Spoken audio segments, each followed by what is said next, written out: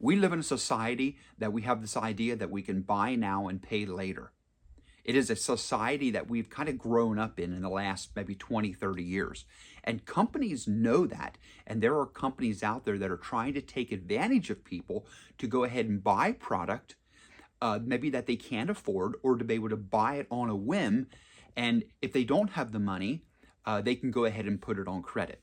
And a lot of times, if you go shopping on Amazon or you go shopping on the internet, there's a lot of times that you are going to be able to see when you go to get checked out that you can go ahead and break this payment or break this purchase up into maybe 3 or 4 equal payments. And there's companies like Affirm and Klarna and others that really make a lot of money on people trying to go ahead and get them to buy something that they can't afford but to pay for it later. And a lot of these credit cards really know who to be able to try and take advantage of. And I just want to talk to the college students right now that may be listening to this video. Credit card companies know that college students may be a little vulnerable because they're out of the house. They just graduated from high school. They're in this new world. They're out with their peers. They're on the college campuses, and they know that they can maybe be a little vulnerable.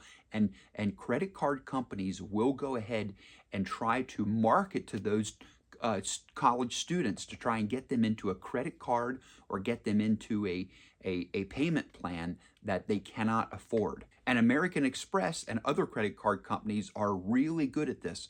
In 2024, they spend roughly $6 billion in advertising to be able to advertise for people to be able to get their credit card, to be able to get on their services, because they know that when they can, get you, if they spend $1,000 to get you into their program, you're going to spend that maybe way over. So credit can be good if it's used in the right way.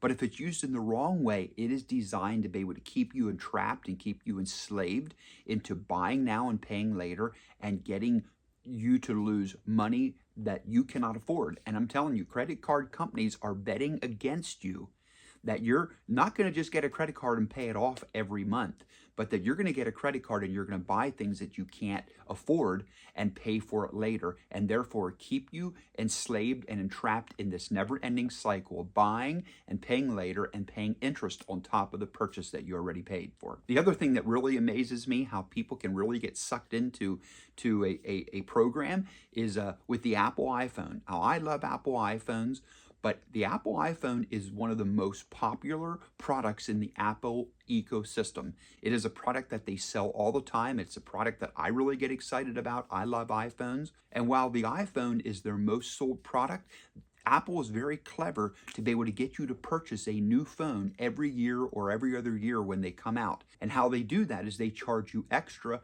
per month on your plan, your cell phone plan. And it is very common to be able to spend a $30 a month or more on this upgrade privilege that we call. So most cell phones come with a 2 or 3 year contract. And the reason it comes with a contract is because what you need to do is you need to be able to pay off that phone.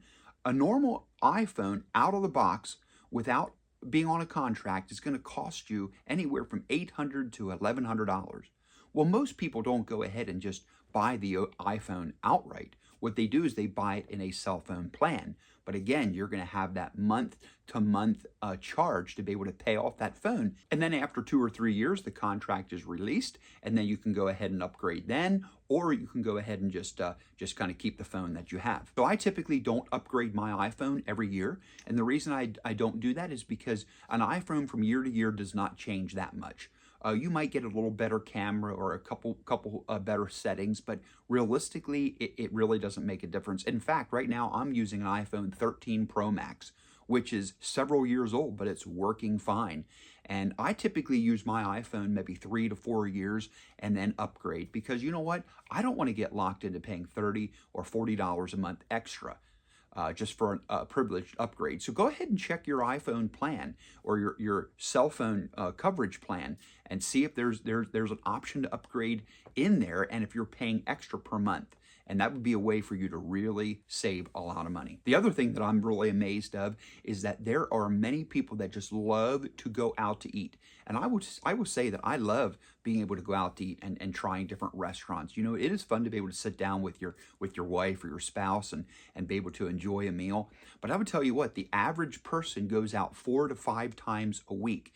And typically, you know, you can spend anywhere from, you know, $15 to $25 on a meal. So you can easily spend $50 every time you go out to eat. And I'm telling you, that can really cost a lot of money. What we typically do in our family is we might go out to eat maybe once a month. And what I try to do is I try to pick restaurants that are kind of pretty high end or pretty neat that I haven't gone to before, and make it special.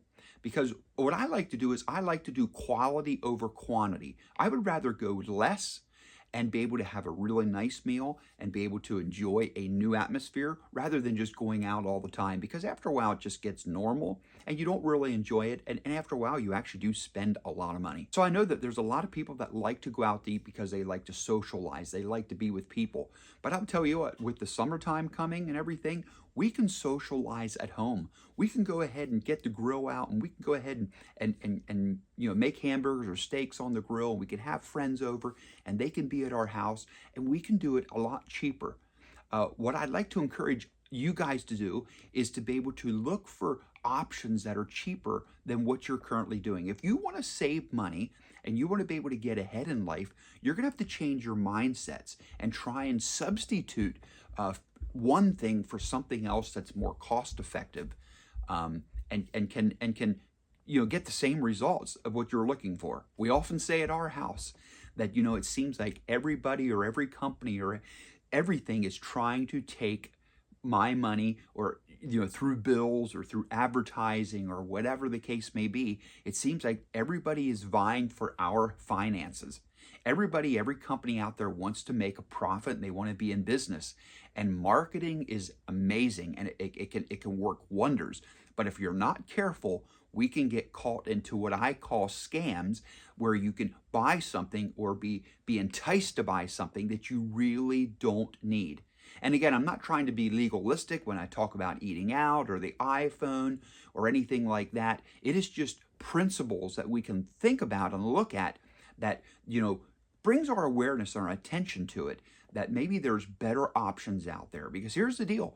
We want to be able to build your financial freedom. That's the reason we talk about these things, so that you can take control of your money and so that you can put it into your investments or into whatever you want to do that's going to pay you back, whether it's paying off your house or investing for the future or buying a second house, whatever the case may be. Because here's the deal. You need to think of yourself and your finances like a business. Run it with profit and profit margins so you can be able to get ahead in life and be able to accomplish the goals that you feel that you need to do. So I hope that video is helpful to you.